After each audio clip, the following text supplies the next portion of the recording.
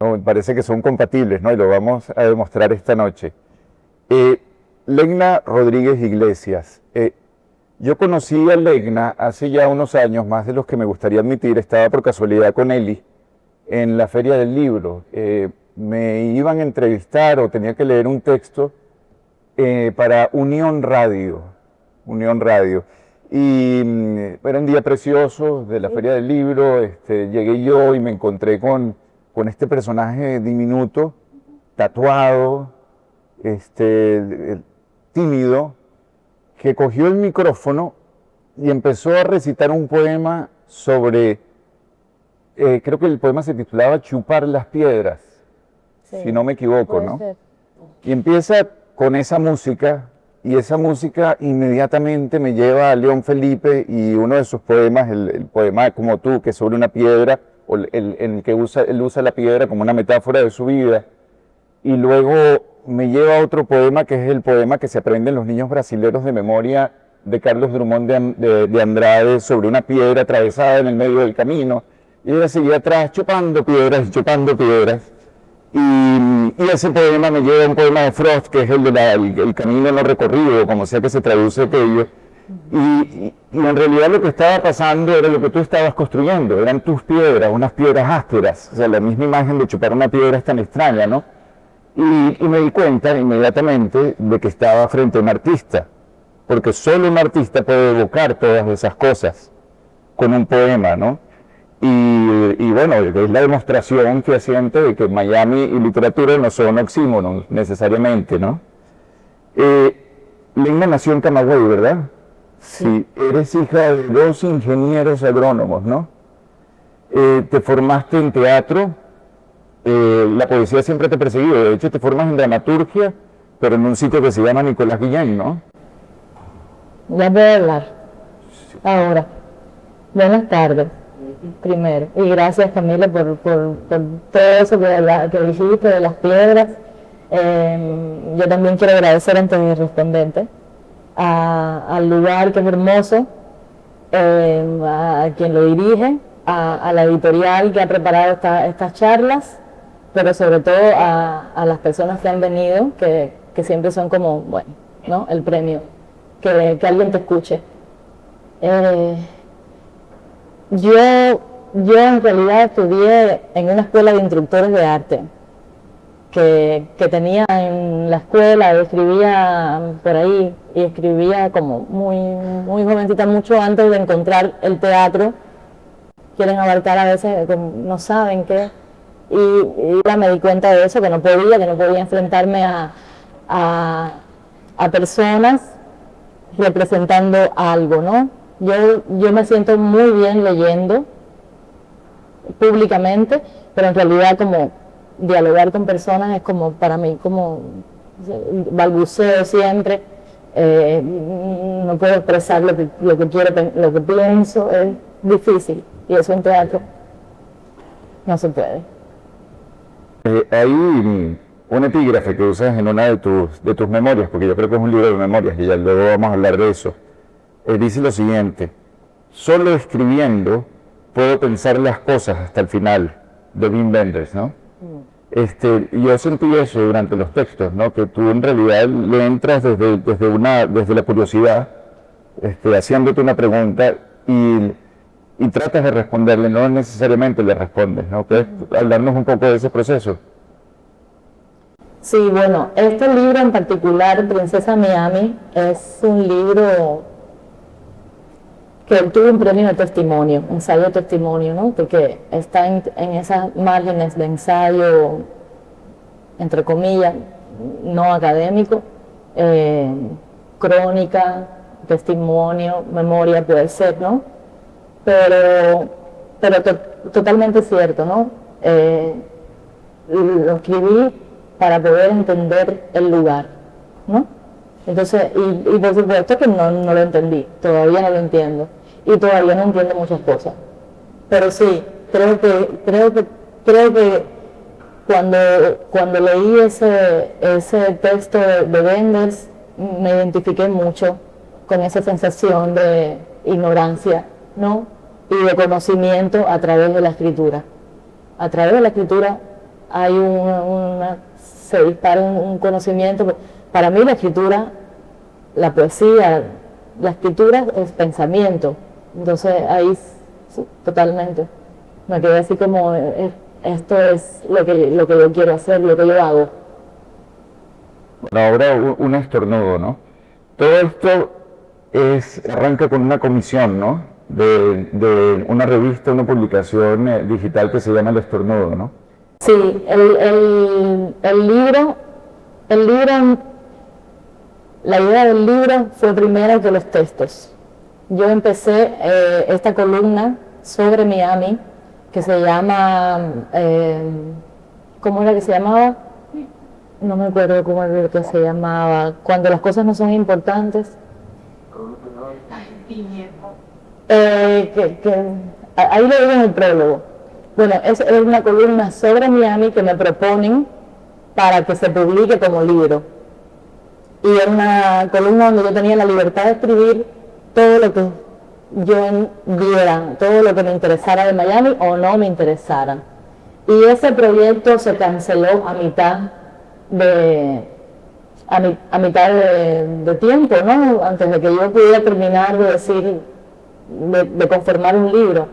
Entonces por eso es que, bueno, lo termino. De hecho no publiqué más en El Estornudo cuando terminé, porque esta era la idea de la columna. Y armé el libro de mapa, de atlas, ¿no? No hay muchos textos sobre arte o literatura, sino como Miami geográfico, ¿no? Geográfico, casa, pantano, río, piedras de nuevo, como, ¿no? El lugar. De hecho, en el prólogo te lanzas una declaración de principios. Yo escribo libros, yo no escribo textos sueltos, ¿no? Y sin embargo eres poeta, ¿no? Que los poemas tienden a ser muy independientes, ¿no? Yo siempre lo digo, que escribo libros. Los poemas que escribo, los escribo pensando en ese libro que estoy haciendo, ¿no? Y también para mí los libros de poesía son libros que cuentan una historia. No son libros de textos que uno reúne. Para mí un libro es una historia que estoy escribiendo, no importa si la estoy escribiendo en una forma poética específica. Todas son formas poéticas al final, creo yo, ¿no? Los textos, las prosas, los ensayos son formas poéticas, yo lo veo así. Sí, igual que una declaración de principios, tienes varias artes poéticas ahí desperdigadas a lo largo del libro. Hay una que me encanta a mí, ¿no? Esas torres de colores que mi hijo ha empezado a construir solo, por partes. Lo veo por WhatsApp en un vídeo que me envía su otra mamá, porque yo no estoy ahí, construyendo una torre de 4 bloques que al final se le cae. Y cuando se le cae, él se ríe, le parece gracioso. Me digo que eso mismo quiero hacer con la escritura. Es tan simple ir construyendo algo que tiene colores o no y que al final se me cae, pero esa caída me da gracia. No hay problema con caer. No hay problema. Ya hablábamos de eso ahora mismo con los muchachos del taller que hemos hecho con Alliteration. A mí me parece que un autor, un verdadero autor, bueno, tú sabes que puede haber autores que no les interesa tanto, estos artistas que pintan, escriben, pero no se les va la vida en una cosa o en la otra, sino que tienen un gran talento. No esa gente, sino aquellos autores que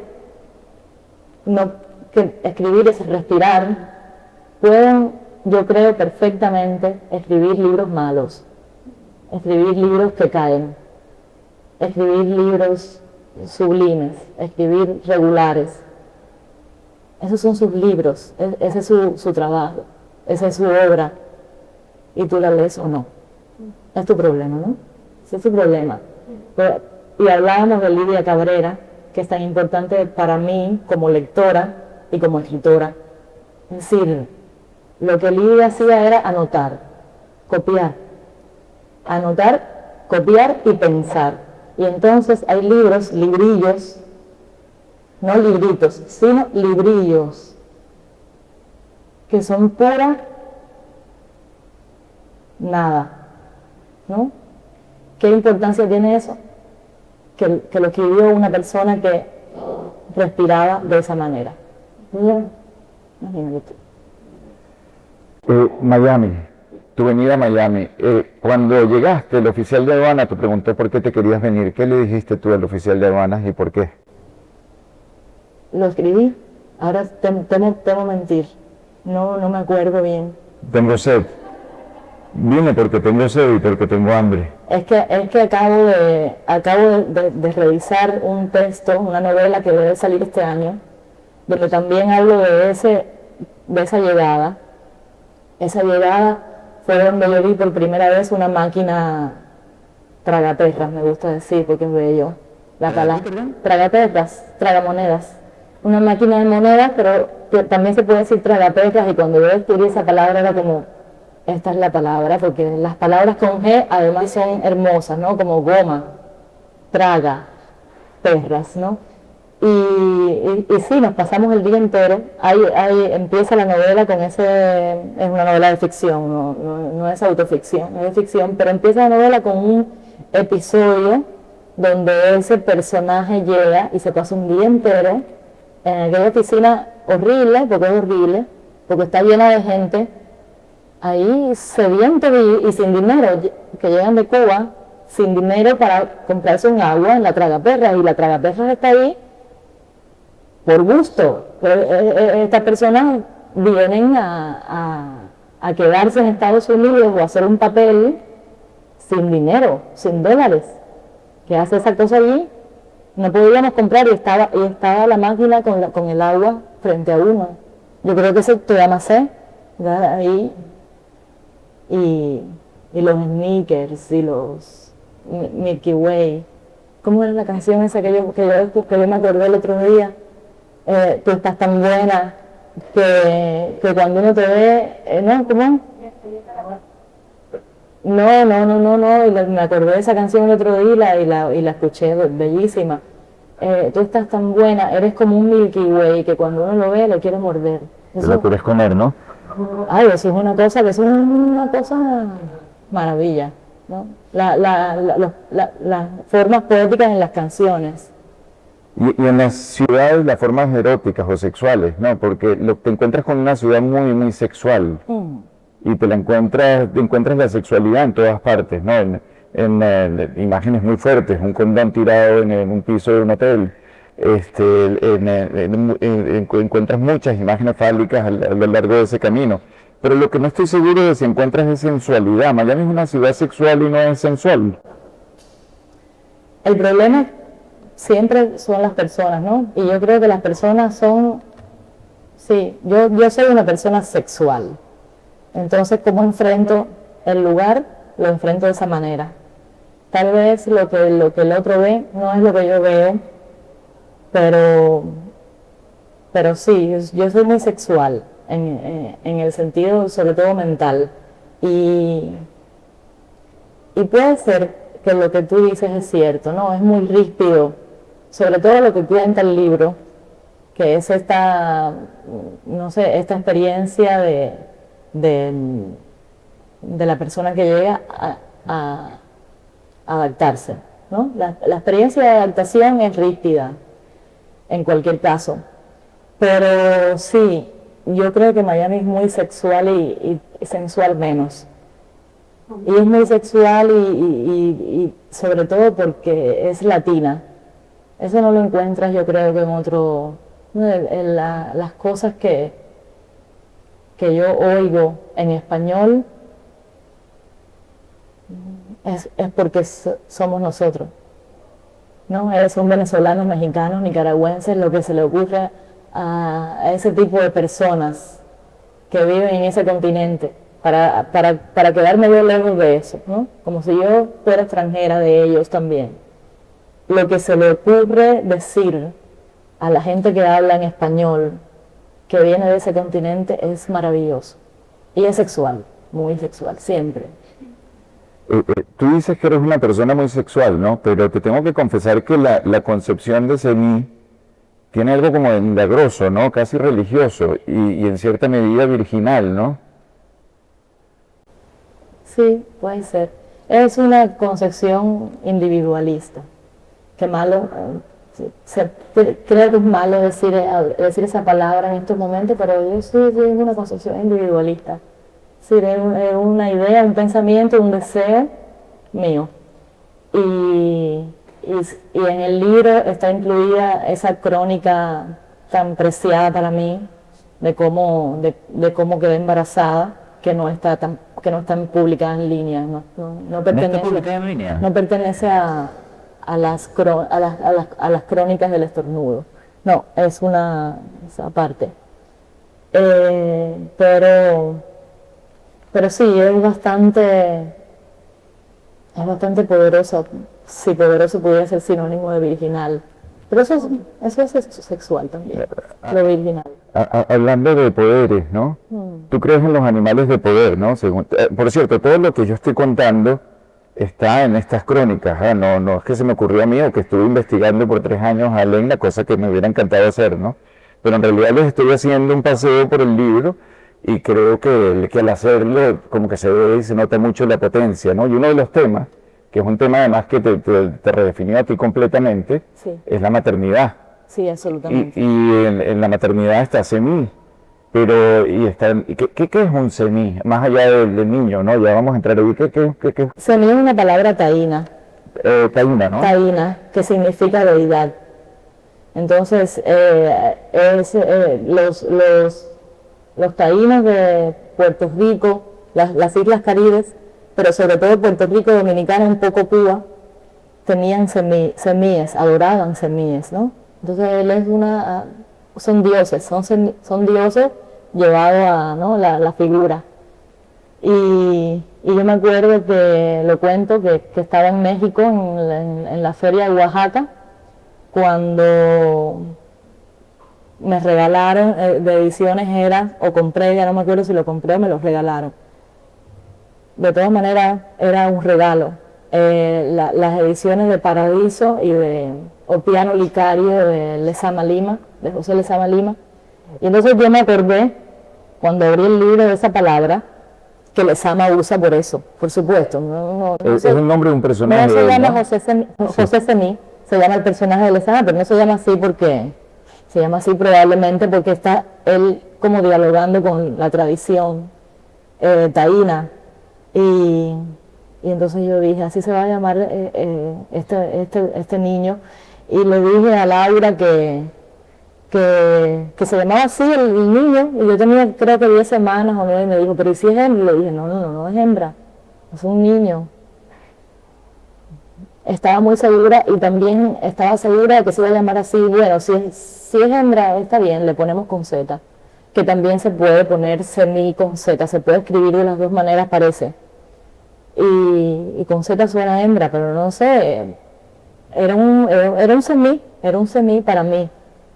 Una palabra con acento, nada más, con su tilde, ¿no? Sí, terrible, porque aquí no se escribe, aquí no hay acentos. Rodríguez perdió el acento, la tilde, y semí también lo perdió. Incluso Diana le dice a veces semí, yo la escucho y digo, Diana, es semí. Pero pierden los acentos los niños que se llaman con acento, pierden la tilde. No importa. Tú le enseñaste un conjuro, ¿no? Unas palabras mágicas que le permiten a él parar las cosas. ¿Te acuerdas de ellas? Recuérdamelo, Camilo. Sí, después lo voy a buscar porque quería que conjuraras a la gente ahorita, pero es para el viento de agua. Llévatelo viento de agua. ¿Por qué no los conjuras a ellos? A todos ellos. Ellos saben, es una frase cubana. No sé si del campo, no sé si en La Habana, pero cuando uno está atravesando un problema, dice, llévatelo viento de agua, ¿no?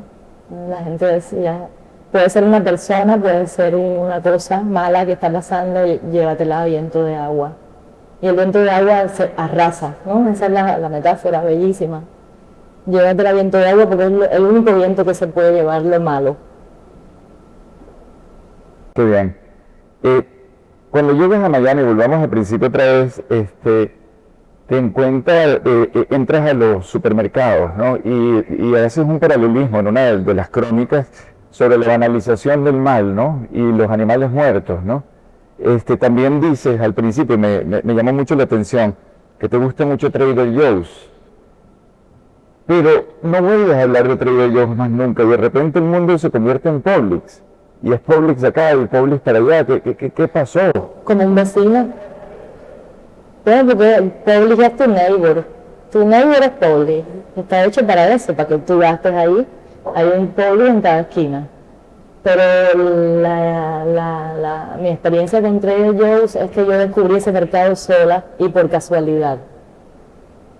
Llegué hasta, me subí en el tren de Miami, llegué a la última parada y había que hacer tiempo, no me acuerdo qué pasaba, era un poco conflictivo y crucé la calle.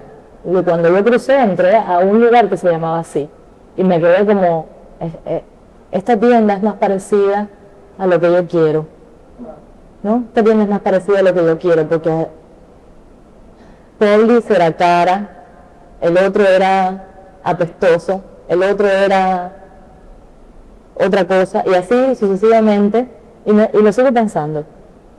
En esa época no había aparecido todavía el cohete azul en que andas tú, ¿no? Te movías en transporte público, ¿no?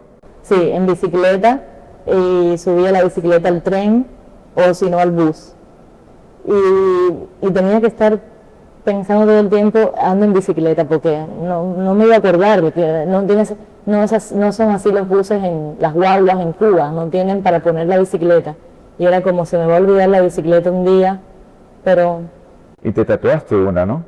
Tengo una bicicleta tatuada porque en Cuba la bicicleta es el transporte nacional, no hay transporte. La gente como uno, más común, no tiene carros, tiene bicicleta. Y desde el momento en que te montas en ese autobús no paran los desplazamientos, se siente que uno anda moviéndose y la metáfora es casi siempre la misma, de un estacionamiento a una autopista, ¿no? Y de repente llegas a otro sitio, ¿no? Que siempre te estás movilizando y moviendo de un sitio a otro. Y también pareciera que el tiempo se paraliza, el carro se convierte en la casa, el tiempo no existe. ¿El tiempo existe en Miami? Es como la novela de Michael Ende, que se llama Momo, que los hombres grises te comen el tiempo y la gente se va volviendo humo. No hay tiempo. No hay tiempo, ¿no? Y el sistema, que creo que es la mejor palabra para describirlo, como que te lo come de alguna manera, te está llevando constantemente a ese tiempo neutro. Pero ahí te lanzas un lamento que es el lamento de casi todas las madres acá, cuando descubres el daycare, ¿no? Lo que es un daycare. Y dices, oye, yo no entiendo esto, no lo dices así, lo dices mucho mejor, pero yo me paso todo el día trabajando para pagar el daycare, en vez de tener a mi hijo en mi casa. Es como una trampa eterna, ¿no? Es un círculo, un gran círculo, pero bueno. Y de ese gran círculo, bueno, en ese gran círculo hay otro obstáculo, otro episodio, que es el problema del trabajito, ¿no? Que tenemos todos. Te tuviste que buscar un trabajito en el que además te desplazas, ¿no? Es un trabajito que tiene que ver con el tiempo. Y no sé si todavía lo haces, pero te dedicas por un tiempo. Soy la mejor chofer de Miami. Manejas muy bien, ¿no? Manejo muy bien, aunque a veces la grúa me lleva el carro. Pero llevas libros además, ¿no? Llevo libros. Y llevas libros. Y una vez te chocaron, ¿no? En la 95. ¿Tú sabes que la I-95 del lado de Fort Lauderdale es el sitio más peligroso, la carretera más peligrosa de los Estados Unidos? El sitio donde muere más gente. Me chocaron ahí. Entonces, te chocaron, ¿no? ¿Cómo fue esa experiencia? Tal vez estoy muerta aquí, ¿no? Hablando para ustedes, un muerto vivo. Sí, me chocaron. ¿Qué te digo? Acerco el micrófono. Me chocaron, era una de las primeras veces, o no una de las primeras veces, pero sí, iba en mi línea y un SUV grande, en un carrito pequeño yo, y el SUV grande me chocó por el lado y con mi carro era tan pequeñito me moví así, ¿no? Y seguí caminando, no me detuve a reportar el choque. Hay un performance todos los días, ¿no? No sé bien dónde estoy parada, creo todavía, pero sí sé. Hay un lado que sabe. El Publix, la I-95, las oficinas de migración, tú consigues el material en los sitios más ásperos, más insólitos. Sí. Uno que yo creo con el que terminas produciendo una de las mejores crónicas son las lavanderías, los laundromats. ¿Sí, no? Uno de esos sitios es... ¿Perdón? No, porque hay que encenderlo, Camilo. ¿Lo apagué? Sí. No, se le acabó la batería. ¿Ustedes me escuchan? Proyecto. Uno de esos sitios es la lavandería. La lavandería, además de la lavandería... muchas gracias, creo que se le apagó el micrófono, ¿me escuchan? Uno de esos sitios es la lavandería, donde cometes una imprudencia peor que leer Lolita en Teherán, de leer a Juan Rulfo, ¿no? Dos cosas, ¿no? Una, ¿dónde está la literatura? ¿Cómo haces tú para producir arte de esos sitios tan secos? Y dos, ¿cómo es eso de leer a Juan Rulfo en una lavandería? Es rarísimo, ¿no?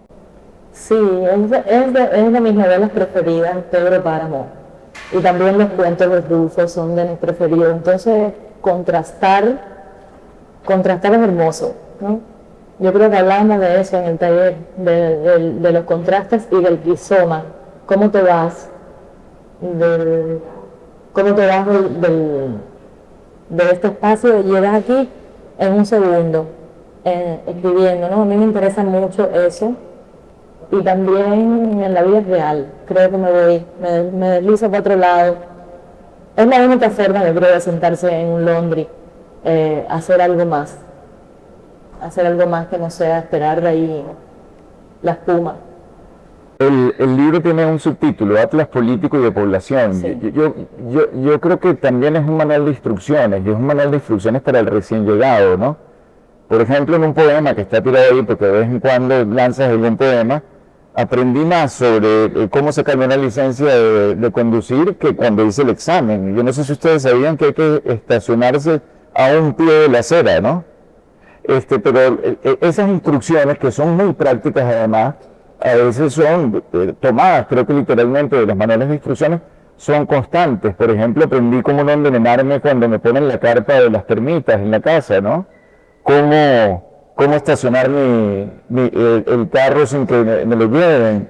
Hay algo allí que creo que tiene que ver con la objetividad, o la búsqueda de la objetividad y el distanciamiento, ¿no? Sí, totalmente. Es que eso está escrito en clave de mapa, de atlas. Está escrito así, pensado para como pasas las páginas, no hay imágenes, pero hay imágenes. A mí me interesa mucho la imagen. Y sí, es muy pragmático. Claro, tuve que pasar mucho trabajo y tuve que pasar para que tú lo leas ahora y aprendas. Pero tuve que pasar la pifia yo, pero esa es la clave del libro, ¿no? El atlas. Y tiene que ver con estos atlas que veíamos cuando éramos niños, que el mapa político es el que divide los espacios, ¿no? Como el Lego. Sí, y en ese mapa se siente cariño por algunos sitios y menos cariño por otros. Por ejemplo, tú no eres muy de Miami Beach, pero eres muy de Coral Gables. Porque vivo allí, me gustaría mucho. La verdad es que Miami Beach sería como la ciudad en realidad, ¿no? El resto de Miami es el Miami de los trabajadores, incluso Coral Gables. Pero yo vivo en Coral Gables, entonces desde que llegué, incluso yo llegué sin tener una renta, llegué a casa de unas amigas que me recibieron, que vivían en la esquina de la casa donde yo vivo ahora. Estoy como en el mismo lugar, así como llegué al mismo lugar.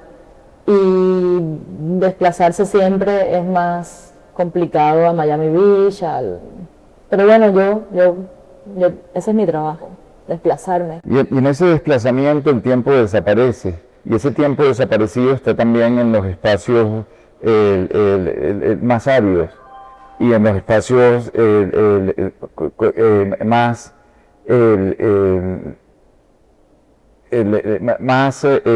aniquiladores, más potentes. Uno de esos es el piso 8 del Jackson Memorial. ¿Qué pasa en ese sitio? En el piso 8 van las personas que tienen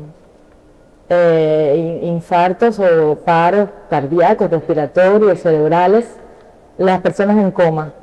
Y entonces ahí aprendí algo muy importante, que hay que sacar un permiso, no, hay que sacar algo desconocido para mí, que tal vez todo el mundo lo sabe, pero yo no. Hay que tener un autorizo o no autorizo para que te revivan, porque si te reviven, en realidad no te reviven, te llevan para el piso 8, revivido, entubado, y estás ahí muriendo en una semana hasta que te vas pudriendo.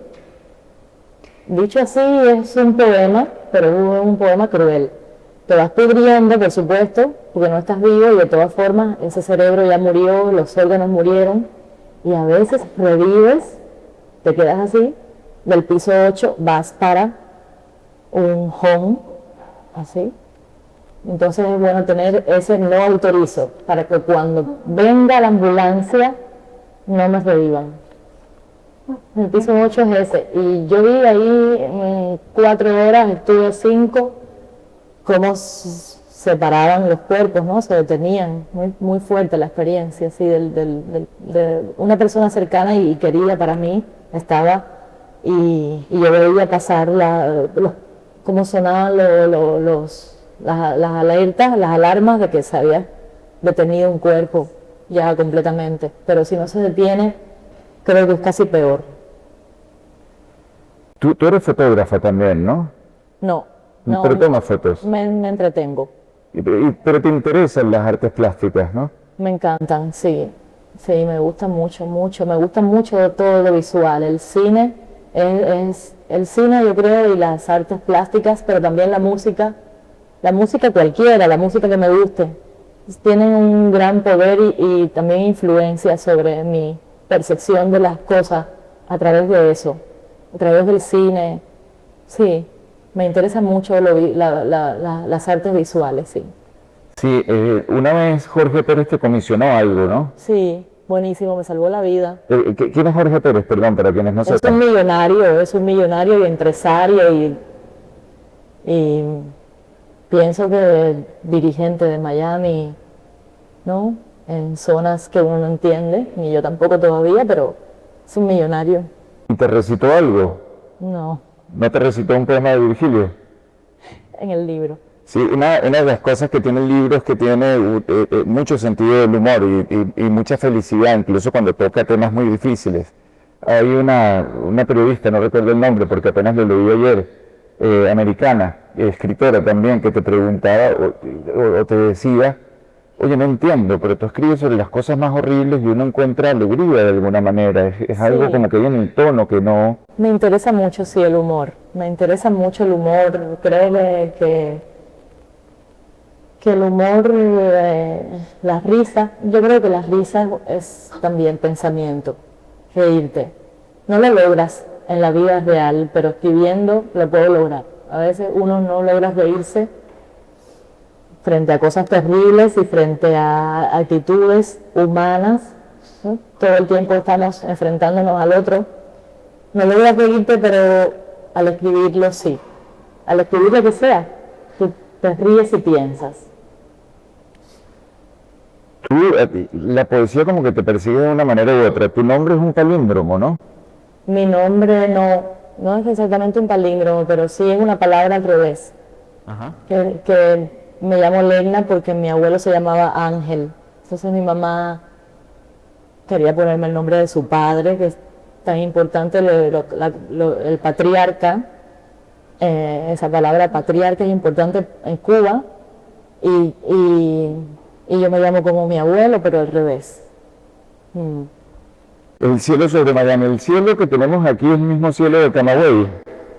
Se parece cantidad, la verdad es que es precioso. Necesitaría tener menos vallas publicitarias, porque en Camagüey, por suerte, no hay vallas publicitarias. Tampoco hay otras cosas básicas, pero sin vallas el cielo es el más hermoso.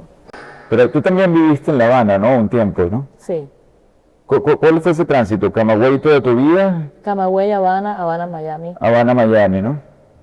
Y ahora eres una mayamense, ¿no? Totalmente. Sin embargo, en tu última crónica pasas por unas casas, creo que son de Colegio de si no, yo me las imagino allí, y te impresionas mucho porque todas tienen un letrero que dicen Beware of the Dogs. Y piensas en los perros, y te imaginas unos perros grandes y unos perros pequeños, y te dices, después de haber vivido, son 10 años en Miami, creo, la pregunta que te haces es, ¿cómo será vivir en Miami? ¿Cómo será? ¿Cómo será? O sea, que es una ciudad que no has terminado de habitar. Que no estoy viviendo, sí, no, una ciudad que uno sufre. Sí, está, como te dije, en Saturno, si no tiene una posición económica.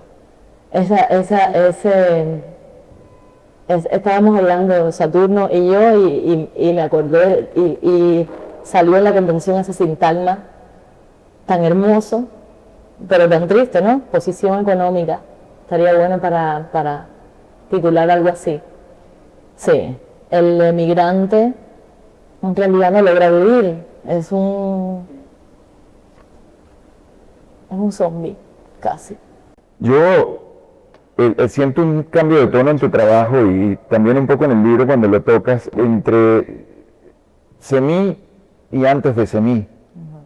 Como que pasas de un tono mucho más rebelde a un tono un poco más místico, puede ser, o suave, o alegre, ¿no? Sí. ¿Puedes hablar de ese tránsito un poquito? Sí, es algo que a mí me pesa bastante. Me pesa porque cuando lo piensas, cambias por una persona, cambias. Yo noto el cambio, incluso a veces respiro y dejo de escribir lo que tenía pensado porque tal vez esta palabra no, en esta casa vive un niño y no me doy cuenta que es literatura que va más allá de él y de mí, por supuesto, pero respeto mucho su presencia. Respeto mucho su presencia. Y entonces el tono ha cambiado, yo me doy cuenta. Y me encanta, pero también me pesa, es un peso. Es un peso en todos los sentidos. Un peso alegre, una alegría, una felicidad y un peso también.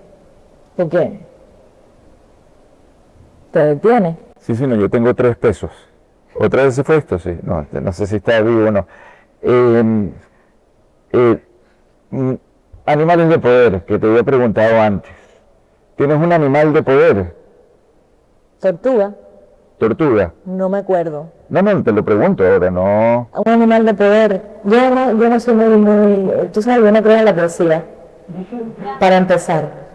Pero sí, me gustan mucho los animales, más que creer. No quiero hablar sandeces. Me gustan mucho los animales, uso mucho los animales, representan cosas para mí que deben de representarlas al otro día, probablemente, pero los animales son figuras, son lenguaje totalmente, ¿no? Si el lenguaje sí es poder y los animales representan cosas, lenguajes, bellos, belleza. ¿Y Miami tiene un animal? En Miami hay animales poderosos y horribles. Los lagartos negros y naranjas. Trago en seco. Sí. Hay animales en el libro, muchos. La garza esta, que es un animal típico de Miami, preciosa, que tiene los ojos azules, como el papá de Semí. Es hermosa. Tiene un pico de plato, no sé cómo se llama, es algo así. O de pato. Pero los lagartos Pero los mapaches, las zarigüeyas, sí, hay animales bellos. A ver, los lagartos no son bellos. No son bellos. No creo en la poesía. Dos cositas, ¿no? Porque ya hemos cubierto bastante. No sé si queremos entrar en otros temas, pero me gustaría que ustedes participaran también, hicieran preguntas si tienen, y si no, no. No creo en la poesía es el título de tu antología, que es la antología que publica Literation. Es un libro... No me escuchan, es que Sí, el no, micrófono... acerca. No, es que no sirve. Oye. No. Sí, No, no puedo. yo se lo No presto. puedo. Disculpen, ¿no? Les estaba diciendo que ya hemos cubierto muchísimas cosas que me gustaría que conversáramos o que lleváramos esto hacia otro sitio, y quería decir tres cosas, ¿no? Porque habías hablado, o quería hablar de un poco de tu trabajo y hacer una recomendación personal, ¿no? No creo en la poesía, es una antología que ganó un premio, la publica Alliteration, pero es interesante porque tiene cosas de mucho de su trabajo, ¿no? Y además está traducido a otros idiomas, en caso de que no entiendan español y quieran hablar italiano o inglés, ¿no? Y el libro quizá más popular de Legna es Mi novia más perfecta era un bulldog francés, ¿no? Mi novia preferida. Mi novia preferida, perdón, es un bulldog francés. Pero definitivamente Princesa Miami es otra cosa, ¿eh? Te voy a hacer una confesión, me gustas mucho más como memorialista que como todo lo demás, ¿no? Creo que es un registro que se te da muy bien. Además es un libro precioso, con una cosa muy rara, está impreso. Se puede adquirir ahí en la mesa. Y está impreso y publicado en Praga, ¿no? Sí. Y se ganó el premio Franz Kafka de ensayo, aunque yo no estoy seguro de si son ensayos, ¿no? De ensayo testimonio, sí, pues entra en un lado, sí, entra en la parte, es muy testimonial, la verdad. Princesa Miami, pero sí, sobre todo eso que decías del objeto, el objeto es bello, ¿no? El libro de bolsillo, la edición es muy limpia también, muy cuidada, a mí me gusta. No creo en la poesía, me pasa lo mismo, es un libro muy lindo, que yo no sabía cómo iba a terminar esa experiencia, pero terminó bien, terminó bellísima, y siempre le agradezco a Garcilaso y al equipo de ellos, que son bellos, con el diseño, todo lo que hacen con el libro, y al menos conmigo, a mí me han llevado, ¿no? me han llevado a pasear todo el tiempo, como ahora aquí mismo, que me siento muy bien. Qué bueno, me prestas el micrófono para decir una cosa. Eso sí lo vieron, coño, eso sí. Es un libro pequeño, blanco, compacto, como esa chica que conocí yo el día que fui a que él me entrevistara, ¿no? Y que me quedé como enloquecido. Y me gustaría cerrar, obviamente abrirlo para lo que quieran, leyendo 3 líneas de ese poema, ¿no? Que escuché ese día. Perdón, hay un micrófono para leer poemas y otro para cerrar las historias, ¿no? Es muy corto, quizás los decepcione por lo corto, no por el poema, ¿no? Entre chupar la piedra y enamorar la piedra hay distancias de excelentes dimensiones que ahora mismo, en esta lóbrega milésima de segundo, yo transitaré. Muchas gracias.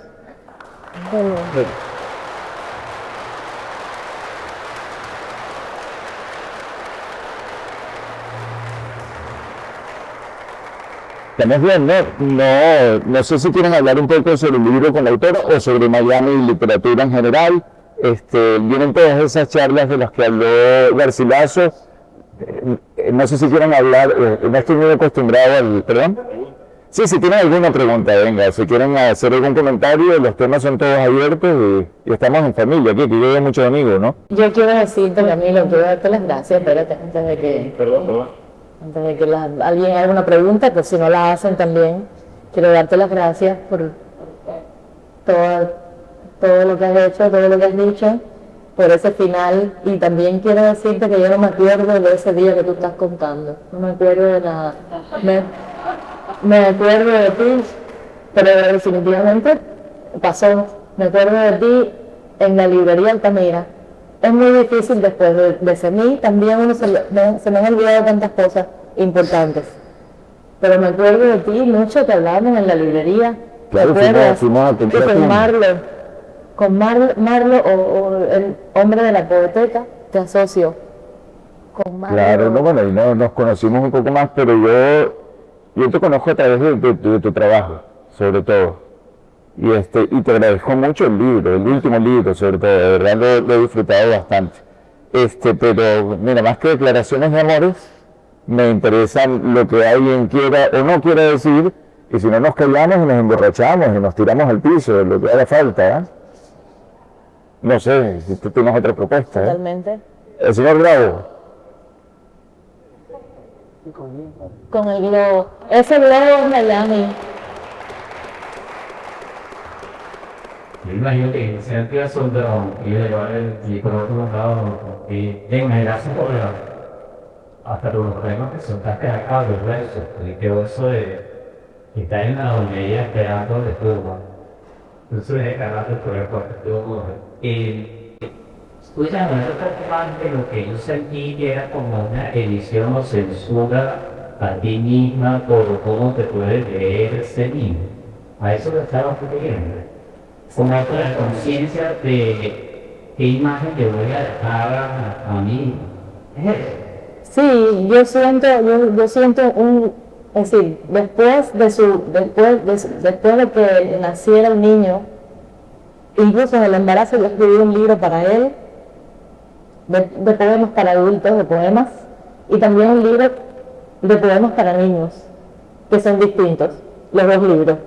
El libro para niños es de sonetos para niños, pero soneticos donde los versos tienen 2 sílabas, 3 sílabas, 4, ¿no? Está inédito. Pero sí, ese respeto del que hablo puede ser también un poco de censura con uno mismo, como cuando dices por dentro que no puedo decir fuck porque hay un niño me va a escuchar, y tampoco puedo escribir fuck porque hay un niño me va a escuchar. Claro, no te va a escuchar nunca, no lo va a escuchar, y además le va a encantar si te escucha. En la práctica le va a encantar, pero uno se censura un poquito, sí. Y ahí entra ese tono suave que yo me doy cuenta que a veces quiero quitarme porque soy una escritora bastante, ¿cómo se llama cuando uno escribe sobre la caca? Escatológica, sí. Sí, me interesa mucho. Veo muchas imágenes en lo escatológico que tienen mucho que ver con lo sexual también, ¿no? El orine, la sangre. Son cosas hermosas para mí y son figuras como los animales también. Entonces, yo soy una persona tal vez, como decía Camilo, tímida, tal vez pudorosa, pero en la escritura no. Y entonces la presencia de Semí, a quien respeto, por sobre todas las cosas, y que trato de no mentirle, el ser humano es una persona que miente, pero trato de no hacerlo. En la escritura no tengo pudor. Tenía mucho menos antes, ahora hay un poco de pudor, ¿no? Pero es respeto, así que tampoco. Está bien, perfecto, no pasa nada. Cuando cumple 18, vuelvo a la carga. No, que iba a aprovechar a leer 2 líneas mientras conseguías. Si quiero decir algo, prefiero escribirlo. Al escribirlo no titubeo. Y cuando quieras entras, si no te voy dando. Sí, no, ya estoy aquí. Ahí empezamos hablando de Lidia, que es una autora que en realidad empecé a leer así y a querer aquí en Miami. Y yo creo que conversando con Laura más todavía, ¿no? Porque los amigos te hacen eso, te hacen sentir una pasión por algo que tal vez como solo uno no la puede alimentar, ¿no? Y el libro termina con... no termina con Lidia. Termina con un texto de amor a mi familia. Tal vez puedo leer eso, pero un pedacito nada más, no completo el texto, que son crónicas de 5 páginas, 6 o 7. Entonces el libro termina así. Les voy a leer el final. Una cosa que uno hace cuando compra un libro, a veces, y lee el final. Yo hacía eso a veces y no importa, no me quitaba las ganas de leer el libro, me daba más ganas. Entonces el libro termina así. Hoy cambió la hora y es una hora más tarde. Abuelo viejo no viene porque se siente mal. Cuando viene siempre trae naranjas y se las come él mismo. Cuando estaba embarazada me dio por comer naranjas. Podía comerme una bolsa de 10 naranjas en un ratico. El primo de mi cuñado y su mejor amigo siempre vienen. Traen cerveza Heineken y hablan boberías. Son cariñosos entre ellos y celan a mi cuñado. Cada uno por separado dice que mi cuñado se desatina cuando llega el otro. Mi hermana también lo cela. Mi cuñado esparce chorizos y carne de res sobre la parrilla, fumando como una chimenea. Por eso está tan flaco, dice mi hermana, a base de cigarro y sin comer. Todos conversan. Me voy al mar con los niños a cocinarme al sol. Creo que la nariz se me va a caer. Parece que se cae, pero no se cae. Igual que tantas cosas que deberían caerse, pero nada, no se caen. Regreso al carro a buscar los dinosaurios para jugar en la arena hasta que la nariz se caiga. Los niños están felices. Hoy no hay mapaches. Iba a poner en busca de, pero me pareció construido. Quiero decir, demasiado construido. Me gusta la construcción, pero no demasiada. Es mejor escribir despacio para darme cuenta de la frase muy construida y borrarla antes de que ocupe espacio o pase desapercibida. Construimos un parque jurásico de arena que es en realidad un círculo. Él solito lo hace, con el pulgar. Yo lo observo raspar la arena con la mano cerrada y el pulgar tenaza abriendo surcos subcutáneos. El paisaje de neveras llenas de hielo con latitas de cerveza porque no permiten botellas, sodas, agua, bebidas refrescantes y comidas frías para que no se malogren, forma una segunda cresta del lado de acá del mar. Años atrás vinimos con otras personas. Un hombre nacido en Miami comentó lo curioso de esta playa, que era la playa de los negros, antes de que llegara la ola de cubanos y latinos a Miami. No he comprobado el dato porque el comentario fue hecho delante de Dachi Ovejas, que lo confirmó. Y tampoco era el punto exacto donde estamos ahora. Hay una playa muy cerca, más oficial, llamada Virginia Key Beach Park, implementada con otro confort. Se trata de una isla, en efecto, rodeada de playas accesibles y bajitas. Nosotros estamos en el lado más salvaje, más pegados al mangle y a la naturaleza. Igualmente hay salvavidas y puestos de comida en verano, pero lo mejor de la playa es lo que podemos hacer fuera de temporada, alejados de las ventas. Mi cuñado y sus amigos conocen al hombre del carrito, que se pasea entre las cabañas y trae pedidos que le hacen. La oferta deliciosa del ceviche mixto es la preferida de mi hermana. Al lado de los niños y los dinosaurios, en la arena, una pareja se unta el bloqueador solar mutuamente y se acaricia. Adentro del mar, otra pareja se besa. Detrás de nosotros, una madre le arregla el traje de baño a su hijo, que ya es un hombre de su tamaño. La alegría y el agua terminan en besos, como mismo la escritura termina en construcción.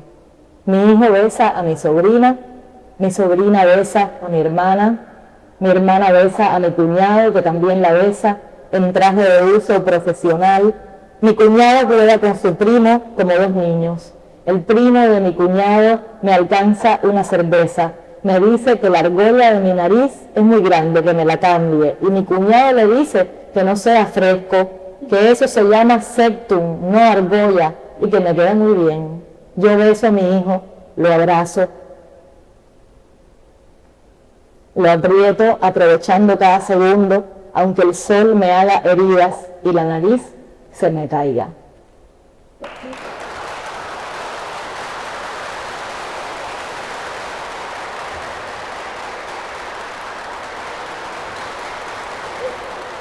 Muchas gracias. El poema cuando puede ser. ¿Cómo? ¿Cómo? El poema cuando puede ser. ¿Que lea? ¿La de Pollo Tropical? Ah, el poema. Ajá. Espérate que yo estaba en la playa. 150. Yo estaba en la playa y casi lloro. Y entonces imagínate. No, termina en besos, el libro termina en besos, me encanta. No me acordaba. Hay un espíritu que quiere decirnos algo. Hay un espíritu de Lidia Cabrera.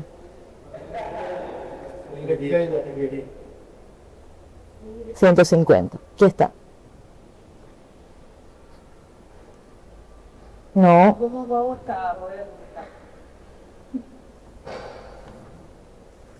Aquí está. Este poema forma parte de un libro inédito, porque al final de este libro, que es una antología, yo le dije a la editora que podíamos incluir un poquito de poemas inéditos, ¿no? Y es un libro que sigue inédito. Es un libro que habla también sobre Miami. Al final he escrito ya muchos libros sobre Miami, que se repiten, se reiteran, pero no se repiten. Son otra cosa, cada uno. Y este poema que le gusta a Garcilaso se llama McDonald's contra Pollo Tropical. Las mujeres que trabajan codo a codo conmigo siempre comen afuera.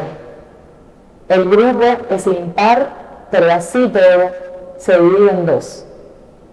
Unas entran a McDonald's y otras entran a Pollo Tropical. No sé dónde come el manager, pero nunca lo he visto atravesando puertas ni de Pollo Tropical ni de McDonald's. Las puertas que atraviesa un manager permanecen a la sombra de árboles antiguos o rascacielos. Codo a codo conmigo viene mamá queriendo atravesar la puerta de McDonald's para quitarse la picazón. Codo a codo conmigo viene papá queriendo atravesar la puerta de McDonald's para quitarse los dedos. Codo a codo conmigo viene un haitiano pidiéndome dinero y amor. Lo empujo contra la puerta del Pollo Tropical y el haitiano sale más limpio que como entró. Lo empujo contra McDonald's y el haitiano sale tieso. El blanco de sus ojos tiene salsa de tomate. Me olvido de la importancia de la poesía y también de la importancia de la ciencia. McDonald's se ha convertido en un país natal. Las mujeres que nacen en McDonald's defienden su idiosincrasia y no entran a Pollo Tropical. Asimismo, las que nacen en Pollo Tropical defienden su doctrina y no entran a McDonald's. El manager no tiene adoctrinamiento, porque por eso es un hombre que ha triunfado. Por más que mi doctrina sea la de las esponjas, todavía no he triunfado. Y por más que me atraigan cierto tipo de puertas, impulsándome fuerte hacia ellas con toda la intención de atravesarlas, todavía no he triunfado. Aún puedo ver a las poblaciones moviéndose de un lado al otro de la calle. Las veo desde mi querido país natal. Como buena trabajadora, yo también como afuera. Les digo hasta mañana y atravieso la puerta de un liquor store. Muchas gracias. Bueno, un tercero.